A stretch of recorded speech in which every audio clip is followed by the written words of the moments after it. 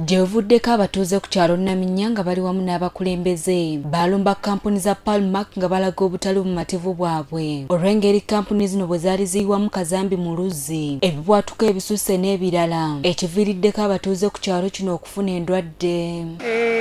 Bano wakati mu kuwanjaga beekubira enduulu ew'omubaka waabwe omukyala okulaba nga bataasiba omubaka kye yakkiriza, era ono oluvannyuma lw'okwekkenneenya ensonga yalagira kampuni zino okuggalawo mpaka nga bamaze okwetereeza.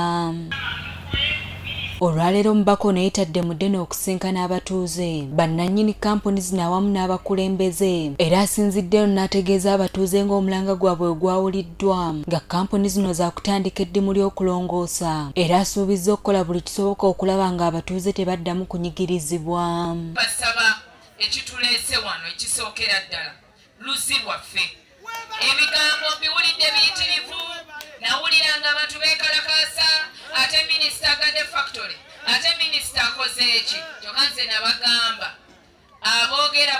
Diana Mutasingwa ng'ali wamu ne nannyini kampuni zino oluvannyuma lw'okutongoza kaweefube w'okuzimba oluzzi alabudde abeesunze okubba ebikozesebwa. Njagala kuwulira nti wali yabbye materiyo wano because nze njagala olw'okuba materiyo yaliwo ndaba baagikola ki baagitwala, kyokka kati mbadde nsaba bamaama ne bataata abali wano bwekwata ku mwana wo ng'abbye materiyo tonkaabirira. Ye Kyasa City Alosi Meya wa munisipaali y'Enjeru yeebazizza omubaka olw'okulwanirira abantu be era n'akoola abatuuze okubeera obulindaala nga balondoola omulimu guno. Tubeere basaale nnyo okutunulira buli kiba kigenda mu maaso, bwe tulanga ba yunivesita bawo kyebalikola nga kisaanidde tubagambeko nti ba yunivesita bannange wano weetaaga okulongoosa ne tuweerukami ng'omulimu ogenda okukolebwa kubanga oluzzi lwaffe lw'Abannanaminya lw'Abannayuganda tusobola okubeera nga tufunamu. Ssentebe w'ekyalo Naminya Stone Waguma atottodde okusoomoozebwa abatuuze be kwe badde bawangaaliramu naddala ku nsonga y'amazzi. Empitambi bbi yonna ng'abeera mu mazzi oyo olw'emidibo gyammwe gye baatunuuliza sayidi eyo, naye nga ffe ng'abakulembeze b'ekitundu tebatuwuliriza abayimbi abo, tebatuwuliriza ngetubagamba tebasobola nakutuwa kitiibwa.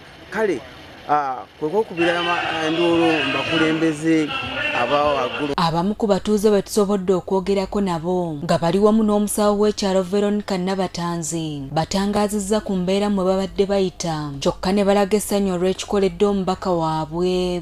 Bwe balaba enkuba ng'etonnye nga bayiwa ebintu byabwe ebikyafu omuli kazambi, ffe twabatuukirirako ng'ebyobulamu nanze coordinator natuukayo tebaagala kutuwuliriza. Ez'obulabe nga zijja mu mazzi ge tunywa, owulidde ate ago amazzi ogumugga gwe gumu gwe gutwala mu nnyanja, kyova olaba nti tufunye nnyo endwadde nnyingi olw'amazzi ago. Jjukira oluzi luluddewo nga tukyali bato nga gajjamu obuntuntu era ng'obuntu nga bulaka ne mu mmere oba ofumba waka obulaba mu buliri olusangayo nga buva omuparamuka ku bagita power plant nayo nga yatukosa amazzi gano buli wefumuka we buti nga buyiika munnyo.